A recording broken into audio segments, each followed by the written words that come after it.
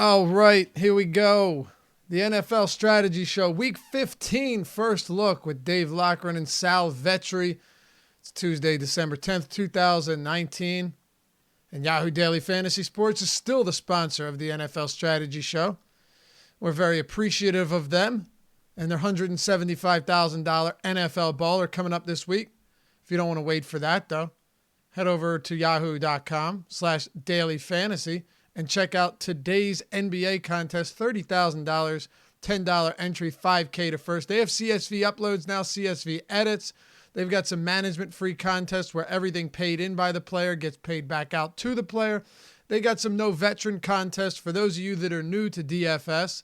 And it's just an easier time winning on Yahoo. Plain and simple. Competition isn't as stiff as it is on DraftKings and FanDuel. So if you're getting burnt out on some of these other sites, check it out. And use awesomeo.com to sign up so you can get up to $30 in Yahoo Sports Rewards points, those YSRPs.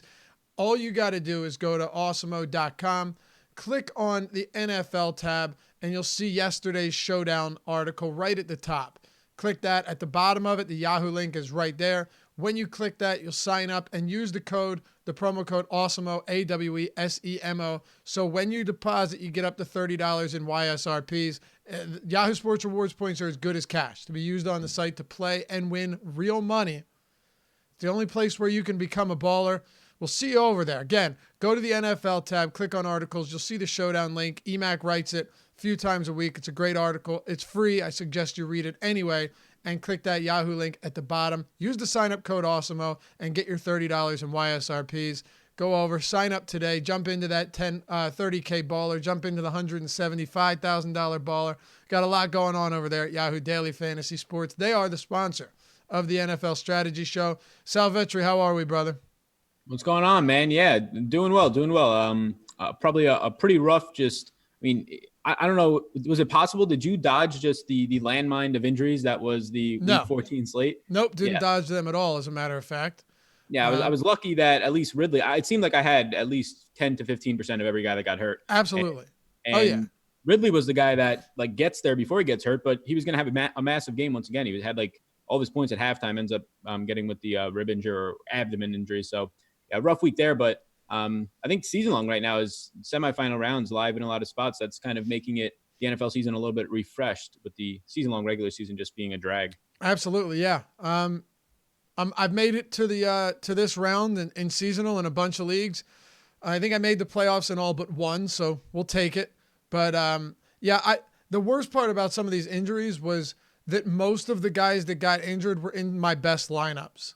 So, I had a really, really good competing lineup with Devontae Parker, and you can't take a 4. You can't take 4 fantasy points in GPPs.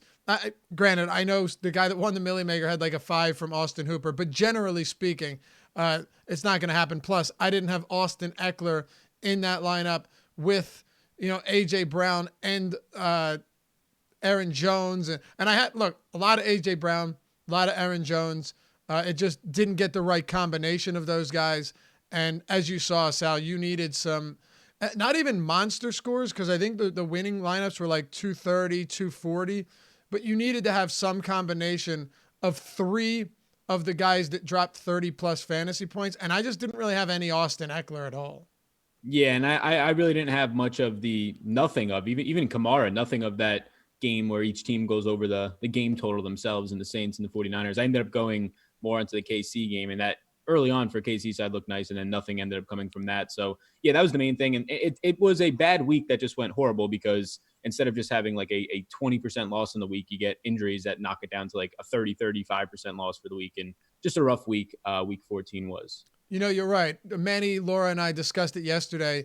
If you guys don't watch the strategy show on Monday morning, I know a lot of people are looking to put football behind them for a couple days, but I do think it's helpful. And we break down all of the top lineups, everything that went right, and specifically went wrong in spots. People like to know where everybody went wrong, or just where things went wrong, not necessarily in your process, but in the results, and how we can kind of apply that knowledge to the following week. So that's at youtube.com/awesemo. Check it out every Monday with Manny, Laura, and myself.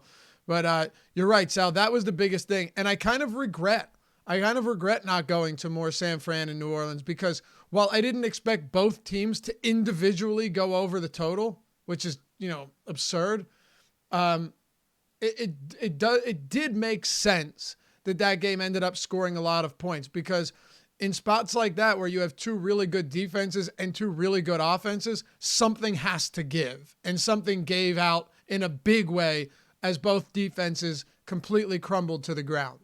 Yeah, and like within that game too, just injuries on like the entire San Francisco 49ers defense seems to be injured this week, the secondary. So that's just like another piece of it that if that doesn't happen, does the game blow out to the same extent?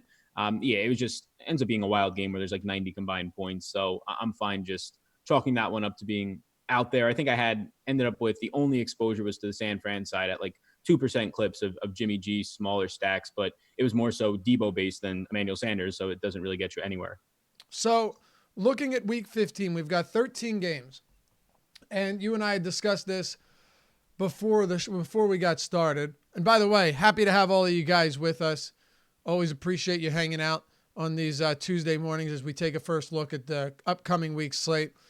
You had mentioned that the Saturday games usually happen twice. And I thought the same thing. Yesterday, Nolan Kelly and I were going over our schedule for the upcoming weeks and putting together a postseason schedule. And he mentioned to me that there's only Saturday games on 1 week, which is kind of strange. So next week, we've got another 13 gamer with 5 4 p.m. games. But this is pretty cool.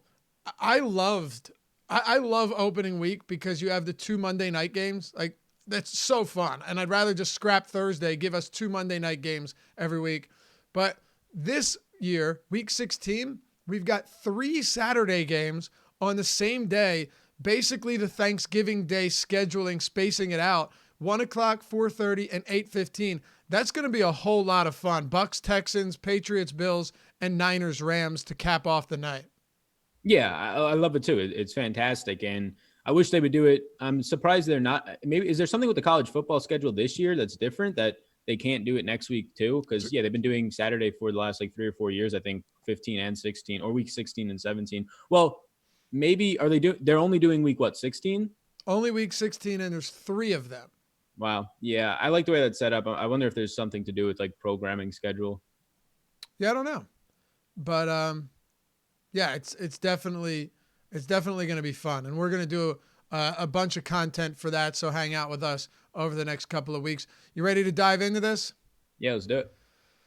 All right, 13 games. We'll go position by position, give a preliminary look at this week's slate.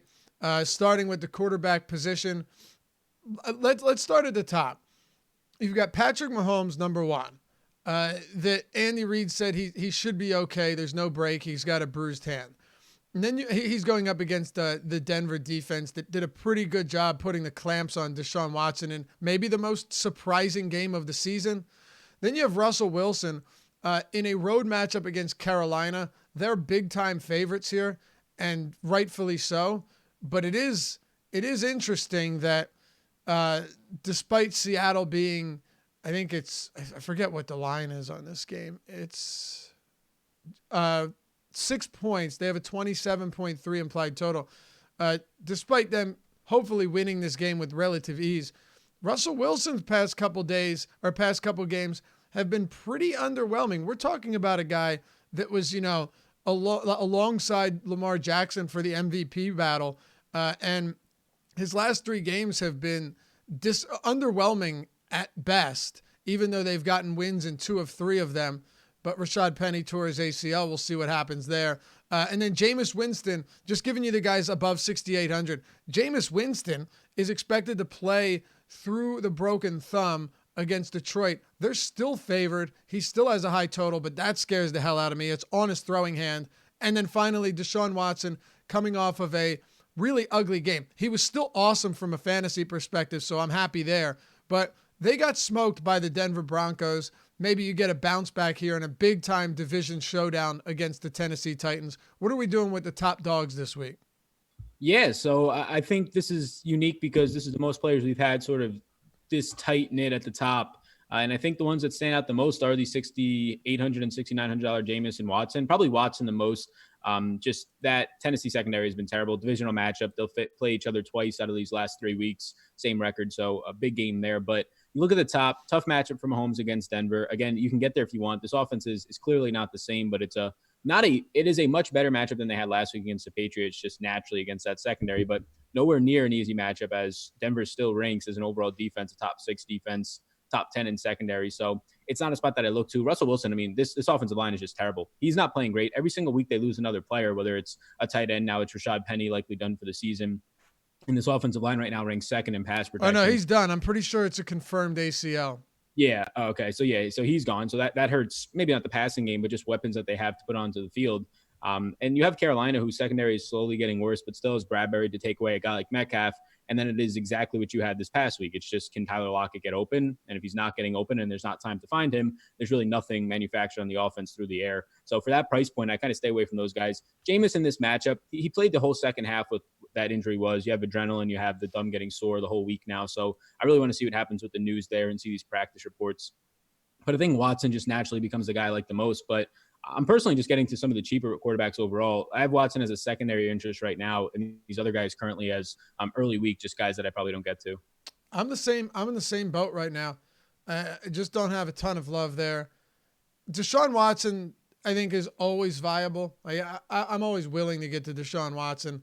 But like you said, the adrenaline going for Winston, neither of us are physicians, but it does feel like playing with a broken thumb on your throwing hand might affect something. And I'll probably get away from that. The big question here, though, I do want to jump around for a second. Mike Evans is done for the year, okay? Expected to be done for the year. So that gives you Chris Godwin now as your, legitimate de facto number one going up against, probably Darius Slay, but still being the clear top option here. What are you thinking with the pass catchers now in Tampa Bay, even if you're not high on Winston?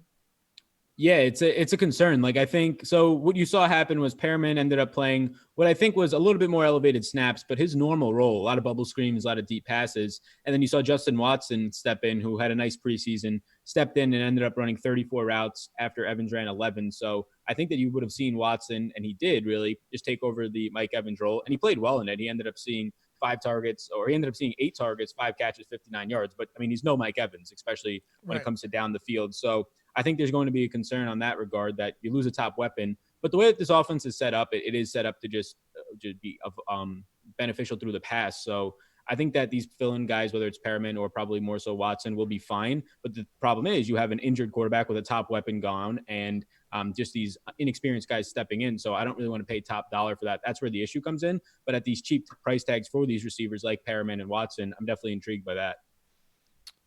So am I. And I think Godwin, regardless of coverage, is still going to see an absolute boatload of opportunities. So I'm always willing to get there. But then you have to consider price point as well. He has seen his salary rise. Yep. What are we thinking in the mid-range? Ryan Tannehill is $6,500 on DraftKings now.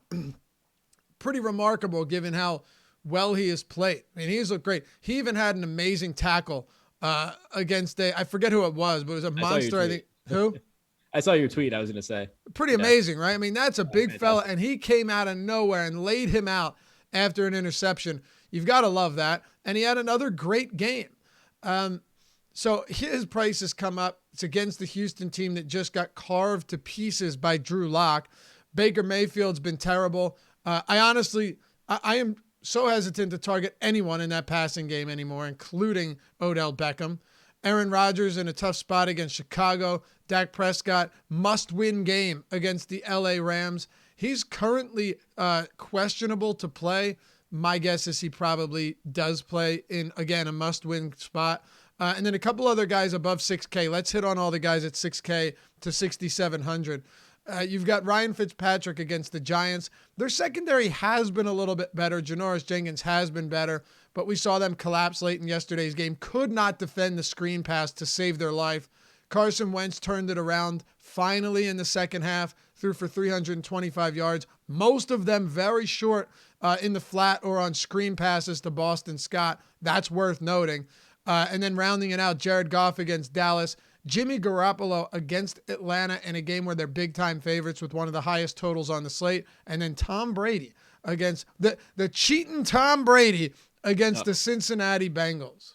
Uh-oh. Yeah, so I'll go through some of the ones that are Oh, interesting. don't. Dude, you seeing what's happening right now? Yeah, I was pretty much just headline reading. I didn't like read any of the initial Put it this reports, way. but I highly doubt it was a coincidence or an accident when it comes to the New England Patriots organization getting information on opposing teams. well, Just I think saying. that what was it? The high level was just they had like the allegations is people filming the other person's Yeah. like media room Yeah, or someone coaching in the press box. press box. Yeah. Well, the first thing with Ryan Tannehill is last week I was just not on him at all. I saw the ownership was higher, thought it was a bad move, but this offense is set up for just any decent quarterback to excel in, and it's really worrisome that Marcus Mariota couldn't. Like It's there's crazy. there's records being broken by Ryan Tannehill right now in play action passing, as it should be. This is how the Rams have survived the last 2 years a lot, just off of Todd Gurley's, Dak off of Zeke. They have so much more success, and Derrick Henry is now a weapon for the second straight year for this team. And Tannehill is just getting guys one-on-one all day long, and A.J. Brown is a just physical specimen that is going to be big, fast, and just strong and break away. And that's what you're getting right now. So Tannehill's playing great, but he's just getting this huge leg up, and it's like a handicap almost, and such an advantage with play action. So against this bottom 10 Houston secondary, it is a fine matchup. I'm still skeptical to want to go back to it because it seems like it's just very boom or bust in terms of does A.J. Brown have those big plays, but you saw him scoring a red zone screen pass, which was also, or a red zone slant, which was also nice. So yeah, Tannehill's a secondary option, but definitely interesting. The guys that I like in that 6K to 7K range right now, the most for me, Dak Prescott is one to monitor the health. The Rams secondary has been much improved. They're top 5 over the second half of the season. I just like the overall volume. The Cowboys secondary has been much worse, giving up a lot more points, which has just been forcing Dak over the last 6 weeks of the season to throw 40 plus times per game. I like the weapons he has there. Hopefully Amari gets a little bit healthier as the weeks go on. And then Jimmy G does stand out against Atlanta. There's some guys I like below the 6K range, but in that range, those are the two that I like the most there. The concerns for Jimmy G is just what these offensive weapons look like. They should all be healthy. And then the upside for him is that his defense is completely hurt now. So it's not a spot where it's San Fran's defense against Matt Ryan and you're concerned that the Falcons can't put up points. Richard Sherman probably is not going to play. You're going to have Kwan Williams, their slot cornerback, probably not going to play. And those are 2 of the 3 better cornerbacks in the entire league. So with those guys potentially not suiting up against Atlanta, it's much more likely to shoot out rather than Jimmy G only throws 20, 24 times. Okay. The value is interesting here. Yep. I don't know if there's anybody that is like screaming at you, but you have Drew Lock against Kansas City. You know, how much of that is a fluke is a question that we can discuss. Vegas has them with a 17.8 implied total, 9.5 point dogs. So not particularly high on them. Derek Carr against the Jacksonville team that is seemingly just given up, right? It honestly seems like the Jags have thrown in the towel. They gave up 42 to the Titans. They gave up 33 to the Colts, 28 to the Bucks. A couple of those were on defensive touchdowns. 45 to the Chargers. They're blown out 26-3 by Houston. I mean, they've been terrible over the past couple of months, Sal. And it seems like they have no real interest in playing football, particularly on the defensive end. Yeah, and it's like the first half of the games is it seems like they're okay and playing, then they get behind a score or two and they just realize that they're a team that has nothing to play for. And like the second half is like they're just packing in it, and it looks very clear. Just the amount of missed tackles in the second half of games is really atrocious. And this defense is a skeleton of themselves. Like people not coming back because they wanted to step away from the game for the offseason. You have Miles Jack on IR, obviously Ramsey leaves, so it's one of the worst defenses in the league, and it's showing that over the last month of the season. The guys in this range that I like, I really do like Matt Ryan. Like the San Fran matchup is scary on paper, but you take away D Ford, who is supposed to miss a couple of weeks now, might not be back until the postseason. Same thing for Richard Sherman. I want to see what happens with the rest of the injuries. Kwan Williams is a big one, another big cornerback for them. But if you're missing 3 out of the 5 best players on your stout defense, it's not the same defense anymore. And Matt Ryan's priced down to 5,900. He's going to throw 40 plus times. He loses Calvin Ridley, which is a huge worry, but he has gotten Devonta Freeman back the last 3 weeks, and also Austin Hooper now back for a second straight week here. So I'm fine getting to Matt Ryan in this matchup. And a big piece of it that's going to really see how much I get there, if he's a priority or just a secondary interest, will be what the 49ers defense does look like come Sunday. And then the guys in this range that I also like are $5,600, both quarterbacks here. So it will be interesting to see what the ownership is. Kyler Murray against the Browns. whose secondary continues to be injured, but also performing poorly over the last month of the season. And Murray has that rushing upside. Like in the most difficult matchup, he still ends up getting there last week in a game that was just atrocious, and he's $5,600 now. Philip Rivers, I'd probably prefer Murray because of just the mobility and the rushing upside, but Rivers coming off of maybe his best game of the season, gets a Minnesota secondary that has been struggling. Trey Waynes, Xavier Rhodes, both those guys, if Xavier Rhodes is even out there this week, have been playing very poorly this year. And you get a just right now, Austin Eckler is probably the guy who correlates with, outside of James White, his quarterback the best. So just another big weapon to put into your groups if you're stacking. You have anybody else here from the quarterback position? Just secondary interest right now in Jared Goff would be the last guy. But yeah, that's really it. Most of my guys that I have interest in are definitely below that top tier, and it's mainly coming below 6K. Yeah, I personally have trouble getting the guys like, people might see the matchup and say, oh, David Blau. I'm not getting there. Drew Lock, same thing goes for him. Did you mention Gardner Minshew?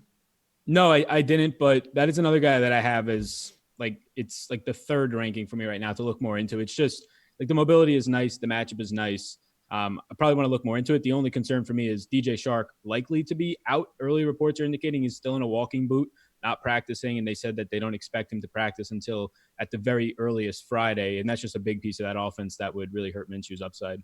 Let's talk about some running backs here. By the way, Sal and I will break down everything from a game-by-game standpoint on Thursday's strategy show. Chris Baggs and I will be with you tomorrow, breaking down ownership and looking at top pivots and fades when we get our first ownership run. Christian McCaffrey, $10,000. Coming off another, by his standards, disappointing game. I don't want to say he's wearing down at all, but you're beginning to see, the rushing yards have come down pretty significantly. He's got 70 or fewer in 4 straight games. What's buoying his production is just the insane amount of pass receptions and targets he's getting. He's got 48 targets over. He's averaging 12 targets per game over his last 4, which is absurd. But going up against Seattle, they're pretty big dogs at home. You would think he's still the only option the only guy that's going to get them anywhere on this team. Derrick Henry going up against Houston, he's questionable here, but I don't think I would be very surprised if he doesn't play in such a big game unless this is serious. And then you get into guys like Dalvin Cook, 8,900, Nick Chubb, who had vultured touchdown from Kareem Hunt. That sucked if you had him. Ezekiel Elliott playing for a very, very struggling Dallas team right now. He's getting the work. Of course, Pollard was out last game, so that has a little bit of something to do with it. We'll keep an eye on his status throughout the week. And then Saquon Barkley, Leonard Fournette, and Chris Carson. These are a few guys that I find very interesting. Barkley against Miami. He had a very pedestrian game again yesterday because they couldn't get him the ball. Targets were overthrown, underthrown, nowhere near him. And the run defense for the Philadelphia Eagles bottled him up. Leonard Fournette on a team, like we've said, kind of given up right now, but he's still getting opportunities, and I would expect that to remain the same against an Oakland team that has seemingly also given up, whether they have or not. It looks like it. And then Chris Carson against Carolina. Rashad Penny out for the year. The Panthers have been gashed in the run game all season long. That's a very interesting area to me, a pricing tier. Yeah, the 7K range is the most interesting. Just quick note on McCaffrey. Yeah, the price comes down. I think he's still fine. The one thing Seattle does best is stop the run. They have a pretty good front seven, really good front seven, really. But the one thing that's encouraging about McCaffrey is, and it could just be nothing to it, but in that game where they're trailing, he gets a ton of garbage time. He sees like 6 receptions in the fourth quarter alone. But in watching the game, there was like 2 times where he was open for checkdowns for like 8 or 9 yards. And he like came up to Kyle Allen like a little bit mad. So he stays in a game where they're getting blown out. And it seems as if like they're completely fine, just almost pad statting this guy's season so far. So that's the one upside, that he's going to be in the field on this team. If he's the reason they're leading, or if they're leading, it's probably because of him. And if they're down, it's just going to be playing right through him, because any pass rush they faced, and when you're trailing, you face more pass rush, usually leads to more dump offs to your running back. And it's even more true when you have Christian McCaffrey as your running back. So he's still fine. The 7K range is really figuring out where to go. I think that the guys I like the most here, and they're all fine between the guys being Zeke, Barkley, Fournette, and Carson. The guys I like the most are probably Zeke and Carson. So you have no Penny. Process should come in behind there. But whenever Seattle is going to be a decent-sized favorite, that's good. Now you get a matchup against Carolina, which still ranks as the last DVOA team in the league against the run. They're just giving it up on the ground more so than in the passing game to running backs. But Carson has that element for a few receptions as well. And he's the cheapest of those guys at 7,500. I really do like him. Zeke at 7,800, a really good Rams defensive line, ranked sixth right now in run defense, according to Pro Football Focus. But even if Pollard comes back, you're looking at a guy that's been averaging 22 touches per week over the last 6 games. He's just not leaving the field, Zeke, that is, and he leads the league in red zone attempts. So those are guys I like the most there. And you can get the Barkley against Miami. It's completely fine. It's just when you're picking between these early in the week, at least, I'll just take the somewhat better offenses that have more pressing issues and probably aren't going to be run by Eli Manning, but still a fine spot. Yeah, Carson to me is one of my preferred options here. Having Penny out of that backfield is pretty huge, but his price tag is up there. You know, you would think he might be a little bit cheaper, given how Penny had played. But I'm assuming they must, DraftKings must have priced this with the injury in mind, because he went from 5,500 to 6,000 to 7,500. That's really significant. Is there anything in the range? Let's go between, say, because we just got the Carson, he's 7,500. Let's go 5,500 and up. Guys like Phillip Lindsay against the Kansas City Chiefs. We'll get Miles Sanders was outplayed significantly by Boston Scott yesterday, who's been a multiple team practice squad guy.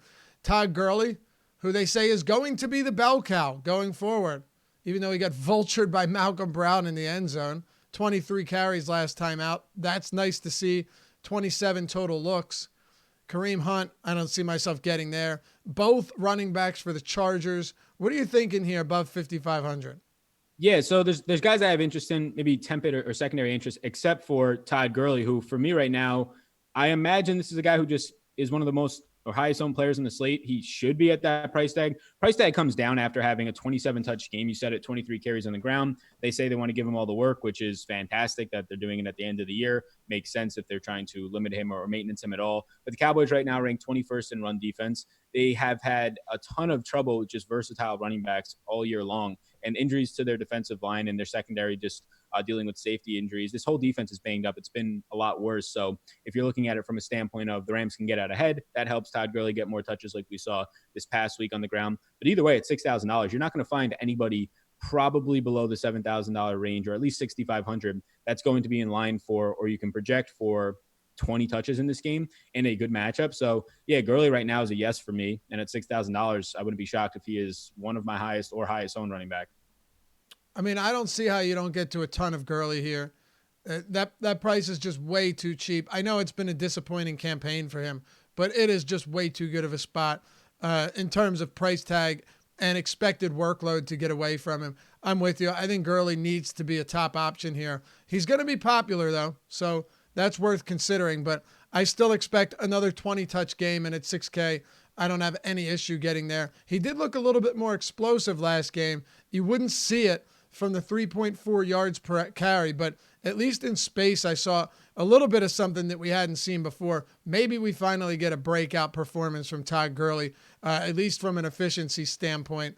What are you doing in the value? We can just work it all the way down. Is there anybody that stands out to you as really solid value?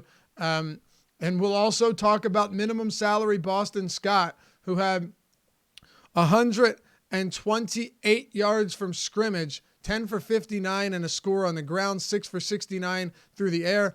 He was a monster on those screen passes. He was one of the main reasons they win this game. So we'll get to him. We'll hit on him last, but let's talk about some other value at below 5,500 first. Yeah, below 5,500, right around it is this 56 to 54 range. Lindsey, Montgomery, and White, they're all secondary interest right now to me. Probably not guys that I want to get much of. And as the week goes on, if any of these injuries break our way, I'll probably get to a lot less of them. Lindsey's the one at 56 that I like the most. Moving down a little bit more, DeAndre Washington's at $4,700 for Oakland. Filled in for Josh Jacobs, saw 21 touches. And the big thing was he had 6 receptions, 21 total touches, or 20 total touches, 6 receptions, 14 on the ground. The thing that I liked the most was they were trailing in this game a ton, and they didn't turn it over to Jalen Richard, even though Jacobs wasn't in there. So you saw about 3 weeks ago when they're getting blown out by the Jets, they let Richard have some passing game work, caught 6 passes, but nothing spiked in his snap count. It was just sort of a product of the snaps he was out there for. And that's exactly what happened this past week. So Washington was staying on the field, catching balls. We'll see what happens with Josh Jacobs. If I had to guess, the only reason you keep this guy active is you think he has a chance to win Rookie of the Year and you want to let him go out there and it's not a significant injury, but this is a significant injury. There's a broken bone, and it seems like, at least Vegas odds wise, if they're looking at those at all, that Kyler Murray is sort of running away with it at this point. So yeah, I think that if we get news that Jacobs is out, if I had to lean that they probably should shut him down, but we'll see, then he's going to be DeAndre Washington, one of the better value plays on the slate. And the fact that he showed a pass catching role was just huge. The other guys in this range, Carlos Hyde, Patrick Lard at $4,500. You have to like that, just seeing that he played 80+% of the snaps. He got you there, 12.5 fantasy points based on the price point. Now he gets a Giants team that is better against the run, but really bad against pass catching running back. So that helps him. I would prefer DeAndre Washington over all of them. One guy that you probably don't want to get to, but I think he's interesting. Darius Geis is going to probably not play at least this week or for the rest of the year. Chris Thompson at 3,900. If they're playing from behind, you saw him have a big role. It's always been the thing for 2 years now. At 3,900, if nothing else opens up and DeAndre Washington we don't get, I think it's at least worth looking at for maybe a 5, 6, 7 reception game with upside. I actually like Thompson quite a bit in this game. It's gonna the Philadelphia Eagles run defense is good, and I would expect them to bottle up Adrian Peterson pretty heavily throughout the entirety of this game. Thompson and Haskins is not going to be. You know what? Maybe they do get the ball downfield because of how badly how many mistakes this Eagles secondary makes. I don't know if you watched last night's game, but I mean Ronald Darby just completely losing his man at the end of the half. Like, how do you let somebody get behind you there? It's unfathomable. And Darius Slayton goes for another long touchdown. So maybe this is the game where, Terry McLaurin ends up having a big one. But I do think that Thompson could be targeted 8 or 9 times and it wouldn't be a big surprise. I'm with you there. All right, a little bit more on Boston Scott. What do you expect to see from him this week? Do you think it was the hot hand? I can tell you right now that performance, it was against a bad defense, but it wasn't fluky in this. Were the opportunities fluky? It's very possible, but he was actually explosive. Like, he was actually patient behind the line of scrimmage. He was hitting holes. His vision was good.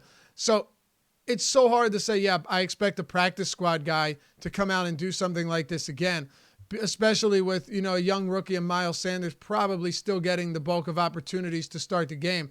But Boston Scott did look like the better back last night. Yeah, so I think it's just going to depend on the status. Like, how much of that do you think was there a good touch of it from when Sanders went to the locker room? Well, Boston Scott had he was on for the first play of the game, had the first carry of the game. So they were clearly looking to get him involved throughout that. Miles Sanders came back from the locker room and got worked into the offense. He got 1 or 2 carries. And then Boston Scott basically had almost every opportunity outside of one to close out the game, including overtime. Yeah, so I think that if we'll see what happens with Jordan Howard, but if he's out at $3,000, it's at least worth monitoring. It'll be interesting to see. He won't be out. It was a leg cramp. He actually came back. So no, but for Jordan Howard. Oh, I'm sorry. I thought you said Miles Sanders. Yeah. Yeah, if Howard. So depending on if Howard is out, then this is when this just becomes more interesting. At $3,000, I think I'd be willing to look at it. It's really tough though with Sanders still being the rookie. You have a good game from Scott here, so maybe it gives him sort of the hot hand and more touches in this backfield. But like projecting him wise, probably won't project him for those 6 receptions, but I could project him for maybe 2 receptions, and you get somewhere around 8 to 10 touches at $3,000. That's surely fine. It's just a matter of what's your upside there with Sanders still in the backfield. So I like the price point surely for like an 8 to 10 touch game if there's no Howard, but I'm just not sure I like the overall upside. But that being said, like if you have this guy score you 8 to 10 points and the rest of your lineup is right, you can still win a Millie Maker with that. We've seen it happen 3 times this year. Guys having less than 10 points winning the Millie Maker in their lineup with just running backs, not even any position like Cooper this past week. So I think he's viable if that ends up happening. It's just it's more of a price play than actually expecting any sort of upside. For sure. And another big thing is you just lost Alshon Jeffrey. He's going in for an MRI. They don't think it's an Achilles, but he said he felt something pop. So he's probably done for the year. The guy's never not hurt. It's absurd. They're down pretty much everyone to the point where Josh McCown was prepared to come in as a wide receiver. I'm serious about that. Point being, whoever it is in this backfield is probably going to get a ton of opportunities in the screen game. That was the one thing that was working for them. Hurry up offense and just dumping it off. But not even dumping it off. It was planned and well executed screen passes to guys like Scott and Sanders. I don't know who it's going to be, but I do think that's another way that they're going to continue to put up yards because they don't have any real downfield threat. Let's talk about wide receivers. So DeAndre Hopkins bailed me out. Could have been really bad. It was not looking good. And he took a shot to the head on a hospital ball from Deshaun Watson in the first half. If he was out, it would have been a bad day. But he had 13 targets, 7 for 120 and a touchdown. He even had a 12-yard rushing attempt. Chris Godwin, your second most expensive receiver because of Mike Evans.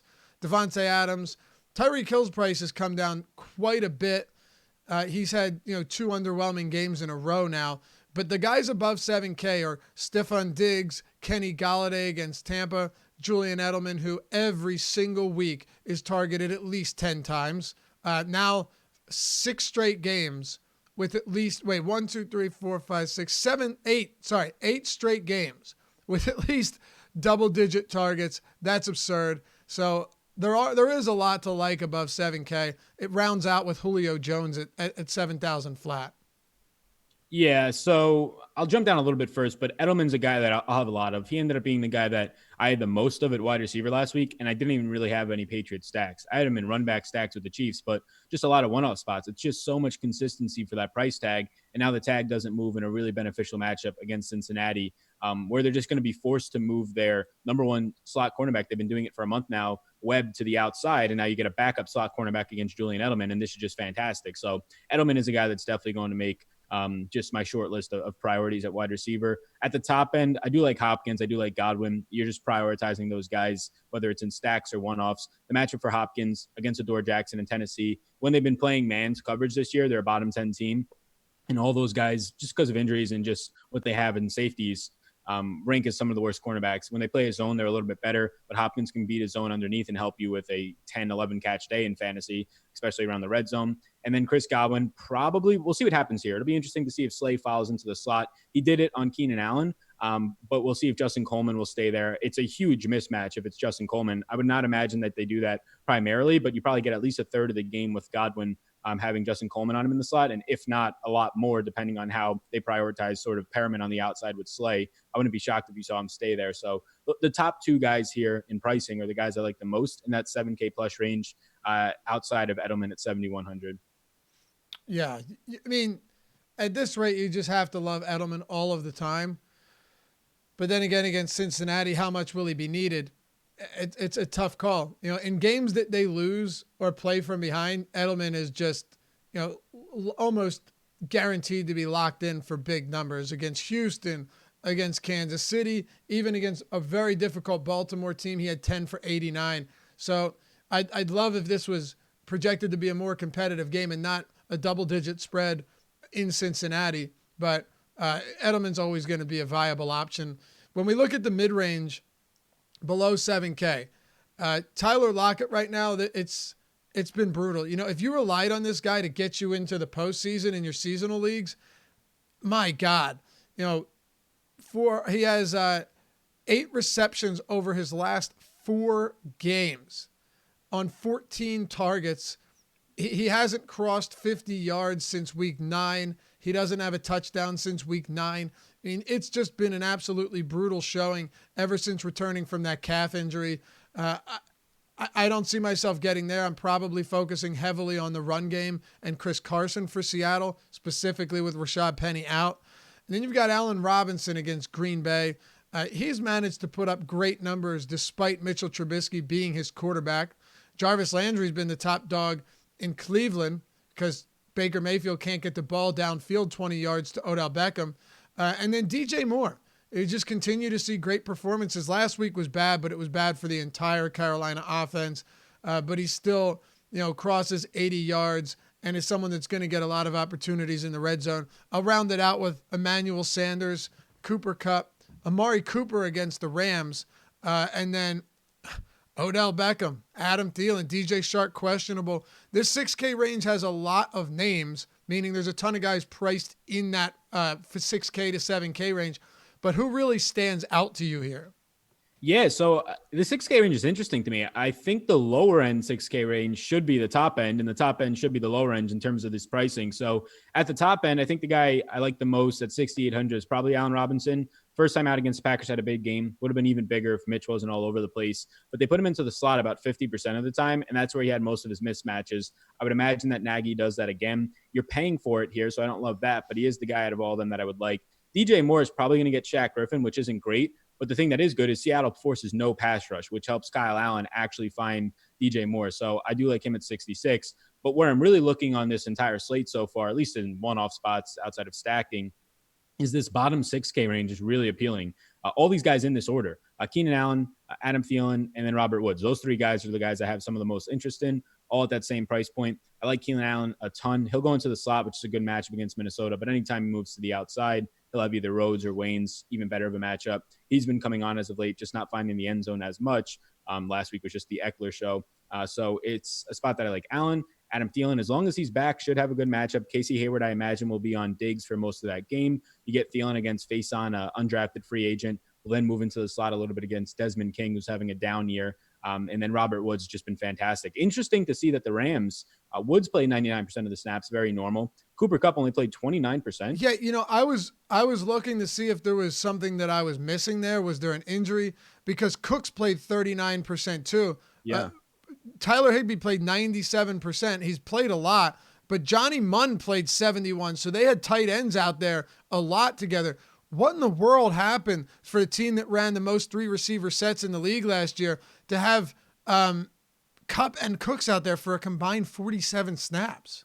Yeah, I don't know. So Munn is like primarily just a blocker. So that right, but I'm saying they still had a lot of 2 tight end sets without the big 3 receiver sets. Exactly. Yeah. So that's what they were just leaning on that. And if it could be maybe just match up what they like more out of Higbee. We've seen this happen one other week this year with Kupp, his snap count dropping off a little bit. But yeah, it was just interesting. I want to just chalk it up to that was like just an odd game. And they very much went run heavy with Gurley's 23 carries, Brown having a couple, the one around the red zone. So the thing that was interesting the most, though, was Josh Reynolds played 66% of the snaps. So he was working ahead of mainly just Brandon Cooks on the outside.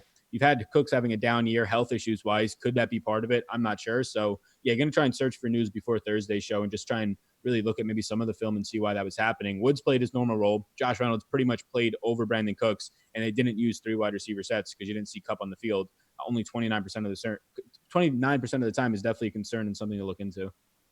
I don't get it. I don't get it at all. But I think we know that, as you just mentioned, Robert Woods, really, really appealing here. Has he become Cooper or Jared Goff's favorite target right now?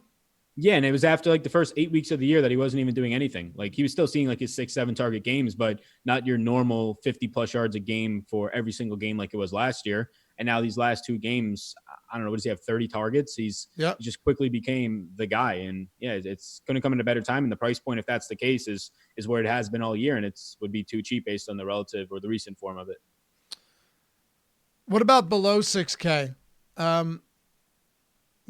First of all, I think it's fair to say that Alshon Jeffrey is out. I don't see. There's no way he plays. I mean, this guy couldn't play through what seemed like minor stuff. Cortland Sutton against Kansas City, that's a kind of interesting spot. Drew Lock has looked his way, a decent amount over his last couple of games, but Kansas City's real weakness is in the run game. Golden Tate going up against Miami, that's a good enough spot. I mean, we'll see what happens if Daniel Jones is back under center. Deebo Samuel against Atlanta. There are a decent amount of mid-range guys that stand out. How many of these guys stand out to you as like got to get them into my lineup type plays? Yeah, this whole high 5K, low 6K range is great in my opinion. So Sutton is really appealing. He'll get Ward, who's been really good. So that's not a great spot. But the only other weapon that's been at least consistent in a spot where you've seen Locke look often was the tight end Noah Fant and making big plays as well. He got banged up in the last one, and it's gone underreported. Like I haven't seen anywhere on Roto World about it, but he was banged up and he came out and did not return. And it's said to be after in the postgame interview, potentially a significant foot injury. So he might be done for the year. We'll have to track that. That would definitely help just Sutton's overall necessity in that offense. But the guy I like the most here, outside of Deebo for stacking reasons, because I like Jimmy G early in the week, would be Michael Gallup at 5,700. Probably doesn't have to see a lot of Jalen Ramsey. That would be Amari Cooper. Gallup at 5,700 just seems completely wrong. This is a guy who's been up there in yardage in the games that on a per game basis, yardage and targets, close to 10 targets per game. At 5,700, when you say like the guy that I would have to get into my lineups, he's the one that in this range at least stands out to the one I would want to try and force into my lineups as much as possible. At 5,600, Fuller, if he's healthy, early in the week, was not really a good outlook in terms of head coach O'Brien just saying that there's not going to comment on the status right now. Fuller, if he was to play against Tennessee secondary, is a nice spot. But yeah, Gallup would be the main guy in that upper 5K range. So what do you think of somebody like Terry McLaurin against the Eagles? It's really an unappealing spot because of Dwayne Haskins, but I do wonder if there's any merit to this at all. The problem is you look at like last week, right? I don't believe Dwayne Haskins attempted one. Or no, you know what? He did. Let me make sure here. So he attempted 3 total deep targets, 1 to McLaurin, 1 to Kelvin Harmon, and 1 to Steven Sims. In week 13, just looking at this here, seeing if you're getting anything in that respect. McLaurin saw 2 deep passes. Those were the only 2 deep attempts to wide receivers from Haskins in that game. Week 12, 5 deep targets from Dwayne Haskins. Now, I don't expect them to catch many of these, but it is important to know that he's at least attempting some of them. And then 2 deep ball targets, which were both caught for McLaurin in week 11. So it does seem like he's taking a couple shots each day for McLaurin. I don't know how many, but I would assume they take a few of them in this one. Any interest here against an Eagles secondary that literally can't stick with receivers, especially with double moves? So slight interest. I had some McLaurin last week, very little, like 4%, and it got bailed out by like garbage time, maybe catch of the year touchdown by McLaurin. But now you have McLaurin at what is a little bit higher of a price point, $200 more, and still a fine matchup. This is as good as last week, if not better. I just don't trust Haskins here. And there was some talk that Haskins, he had a significant limp. Maybe there's something to it. No reports yet, so I imagine it wasn't as significant as right after the game was seeing. But if he was to miss, then yeah, I would have more interest in McLaurin if somebody else took over at the helm. But probably not that much this week. What I found fascinating was, and you don't really see this ever, Haskins threw 27 times. 1 was a throwaway. So 26 overall targets to receivers. Only 4 players were targeted. He had 7 to McLaurin, 8 to Thompson, 7 to Sims, who was on the field for like only those 7 targets pretty much. And then Harmon had 4. So it's very rare that you see that tight of a concentration. Even a team like the Panthers usually have 6 or 7 players in there, even though they don't have that many players producing. So yeah, the one thing that you can say from McLaurin is that when Haskins is throwing the ball, he's looking at like 2 guys. If he's not, then he's going to dump it off to Thompson. So that's where the upside comes in. Okay. If we get into the real value here, below 5K, you're talking about a bunch of guys that have been wildly inconsistent, and that's what you get at this price. You know, I thought you could get a decent performance from Brandon Cooks last time out. Nothing, dude. I mean, he has been just downright terrible. And he's not even getting targeted. Brashad Perriman is up to 4,500. He's had a couple of decent games, which I guess we can take into consideration. He probably runs a lot more routes, or at least is targeted more with, you know, a target monster and Mike Evans off the field, but you're not getting him at minimum salary. Still, against Detroit, assuming Slay is on Godwin, could actually open things up for Perriman, so we'll talk about that. Curtis Samuel, another one where we've just seen a truly disappointing season for many people who expected him to break out. Randall Cobb against the LA Rams. Mohamed Sanu, ever since his first couple of games with the Patriots, has completely fallen off. And N'Keal Harry is actually getting more looks than he is since returning from injury. What are we doing with value here at the position? Yeah, so like you said, a lot of just boomer bust guys down here. Like you had the big Darius Slayton game last night. He's going up against Miami at 4,700 secondary interest. D.D. Westbrook at 46 versus Oakland. Nice matchup in the slot there. Potentially no Shark. It seems that way early. I'm intrigued by that, but it's still just a secondary interest. You touched on Brandon Cooks. I want to break down more into why Josh Reynolds was seeing so many more snaps than him. If it was a health thing, if it was just he's playing more snaps because he's playing better. I don't really know why at 4,500 Cooks stands out, but he's not going to play snaps or play that little and not be targeted. It's obviously an issue. Getting down here more is, yeah, there's a lot of guys down here that are sort of unproven, and based off of last week's injuries, you like what you saw. Can it continue? Justin Watson for Tampa Bay taking over for Mike Evans, who seems to be done for the year. He'll have a nice matchup against Rashawn Melvin in the Detroit secondary. Isaiah Ford for Miami against the Giants. You have Albert Wilson and Devontae Parker in the concussion protocol. I would imagine at least one misses, which would open up Ford into the wide receiver rotation, the starting rotation. But then if you have also Devontae Parker missing, the main one, Isaiah Ford came in there and he saw, 9 targets. So Yep. $3,700. That's a great spot. He's the guy who stands out the most right next to Watson, both at 3,700. You keep going lower. Conley has not been producing at all, but we get a small bump if Shark is out. So really seeing what these injury news for Devontae Parker and Shark come down to will open up some of these value guys. And all the way at the low end, if you get Will Fuller out again, Kiki Kute, I really don't love the matchup in the slot. He's going to go. He's going to be starting in the slot, and you'll have Kenny Stills still on the outside. And that's just not a great matchup for Kute in the slot at 3,400. Probably the guy I don't like the most, but he'll be on the field a decent amount. And then you start getting into these Eagles receivers with Aguilar, Whiteside, and Greg Ward. And I just really, maybe you have a better read on that. I really don't know what to do with it. But minimum price, Greg Ward. Whiteside a couple times this year when he's had a big role, hasn't done anything with it. He's 3,300. I think if there's any now, it's crazy because J.J. Arcega-Whiteside made the best catch of any receiver for the Eagles this season, and that's a testament to. Well, it was a very nice catch, but it's more a testament to how receivers have made zero big plays for this team all season long, literally all season long. But he just isn't somebody that you can rely on at all. And Carson Wentz really doesn't like looking his way. Greg Ward, on the other hand, has been targeted now that Jeffrey's out.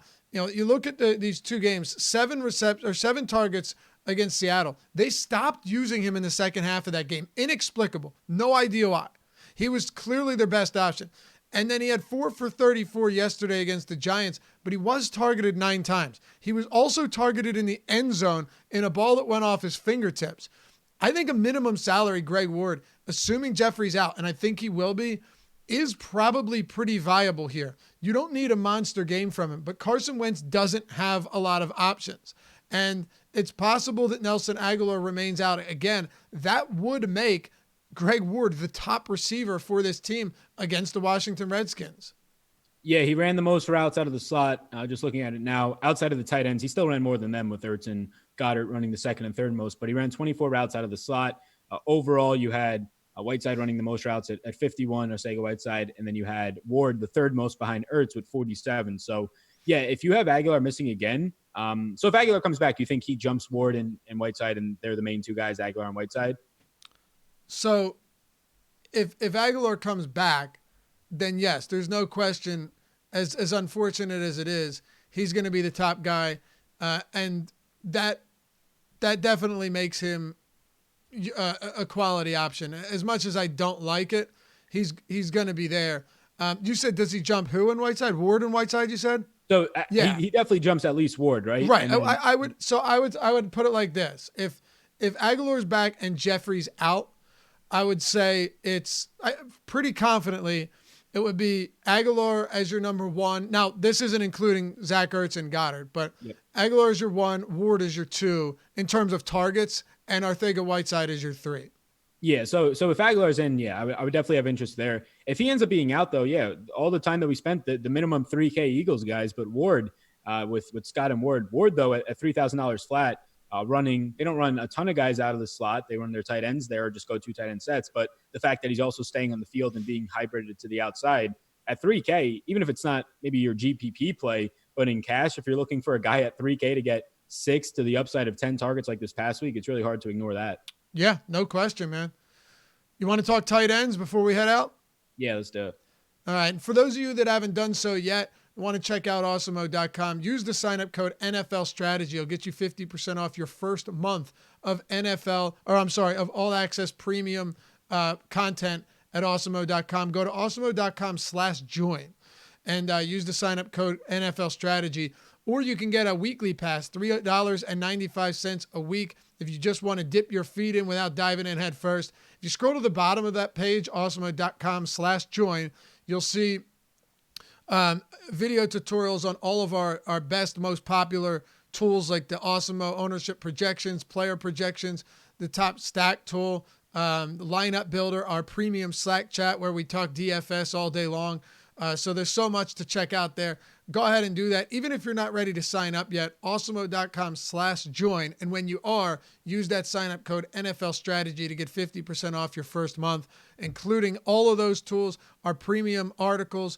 And if they have DFS contest, we've got content for it behind that paywall. We got a lot of free content as well, but the premium stuff is where the goods are at. NFL Strategy, all one word. It's awesemo.com/join. Come join the family at Awesemo and say what's up in the premium Slack chat when you do. We will show you around. All right, Sal. Tight ends. Travis Kelce, 6,500. George Kittle, an absolute monster, 6,200. I mean, that was amazing what he did down the sidelines to get the win in that last game. Just spectacular. I think the target counts are still going to be a little bit concerning for a top-tier tight end, but he's been very efficient with the looks that he's getting. Especially for a player at this position, averaging yards per reception has got to be towards the top of the league at his position if you're qualifying a certain amount of targets. And then Zach Ertz, 13 targets, monster performance yesterday. Carson Wentz leaned on him throughout the entirety of the night. Let's talk about those guys first. This is what it comes down to when you're looking at like real top tier guys and opportunities. Zach Ertz probably sees another massive workload again. As good as Kittle's matchup is and as good as Kelce is, I still have Ertz as my top guy, assuming Jeffrey's out specifically. Yeah, I'll have a lot of all these guys, but I like it in reverse order of Ertz, Kittle, and Kelce. Me too. Yeah, it's just you probably get Ertz if there's no Alshon, and then if you get no Aguilar, you probably see him just with a projection target of like a minimum of maybe 8 with the upside of like 12 to 15 targets for this guy. Whereas Kittle, you're probably going to get a solid 7 targets. Kelce, you're going to get a solid 7 or 8. So yeah, just out of pure volume, Jeffrey seems like he's definitely going to be out, and even if Aguilar's in, it's still a good spot for Ertz. So yeah, I'll have a good amount of all of them. If I had to like pinpoint it right now, maybe I come in with the injury expectations that I have for the Eagles of around 25-30% Ertz, and then you trickle down to around like 15-20% of Kelce and Kittle. Okay.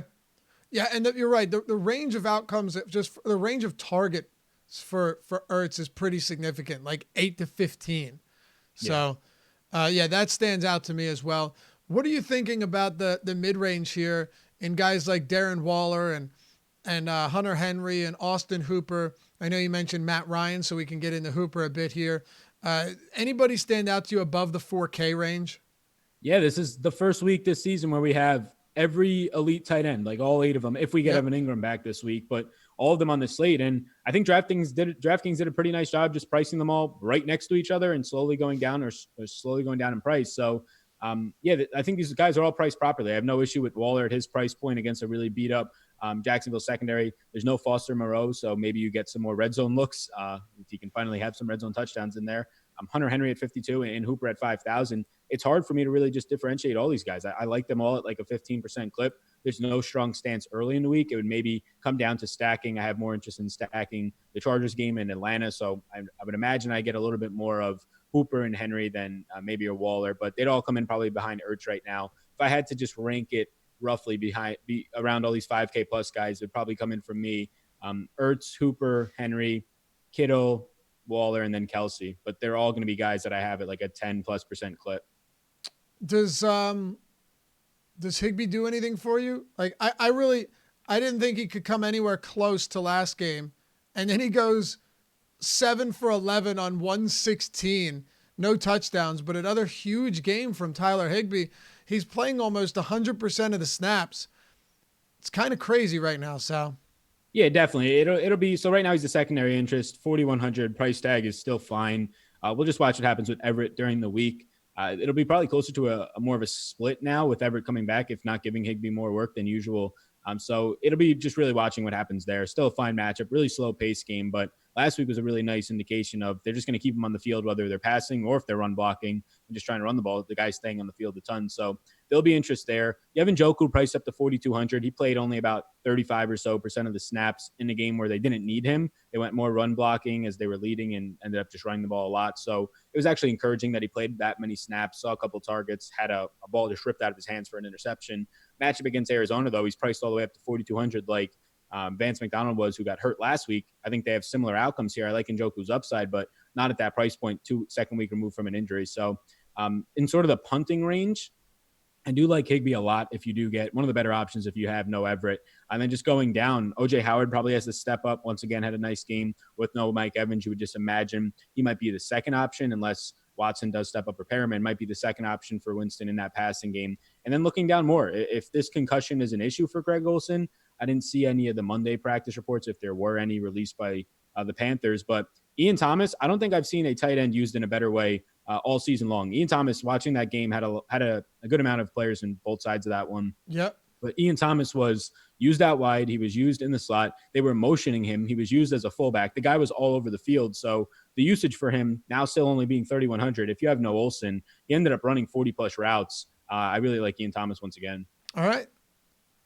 I guess that's it at tight end, right? You're not going to get much cheaper. Yeah, it's all the good tight ends are here for the first time like all year. For sure. So and they're all priced properly and fairly. So I think ownership will be pretty spread out. If for some reason like Kelsey's shooting up ahead of everybody else, then it's just a spot where you'll naturally have an edge getting to somebody else. I think a lot of these guys' outcomes are right around a 15 to 30 point performance. So you can't really go wrong with any of them. Okay. So the slate starts tomorrow. This is all the information we're going to have for the week. And you have to decide one team or one game that you're going to game stack for week 15 right now. Which one would it be? Yeah, so I think game stacking right now, let me just look at the quarterbacks because it's a big piece of it. I'll go with QB. Let me get San Fran and Atlanta. San Fran and Atlanta. Okay. Nice. Going back to the well with the Niners. Yeah, and that's just me assuming that, like, the early news is that D Ford and Sherman are going to be out and potentially Kwan Williams. So I really like that matchup for at least the Atlanta players. Okay.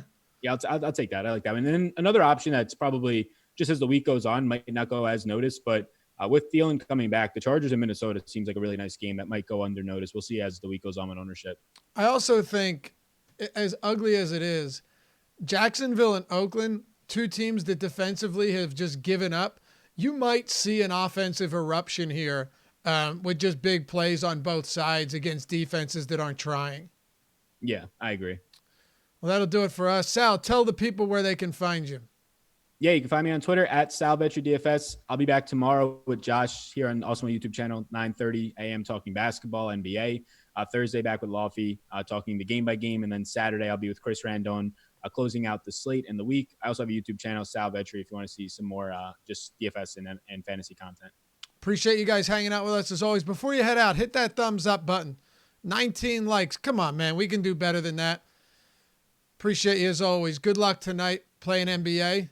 We'll see you back here tomorrow on the NFL Strategy Show presented by Yahoo Daily Fantasy Sports. But before we go, just a quick thing here. NBA Lineup Builder and the NHL Lineup Builder are both free at awesemo.com today. So if you don't have a premium account, you can go check them out. We'll see you back here tomorrow on the NFL Strategy Show.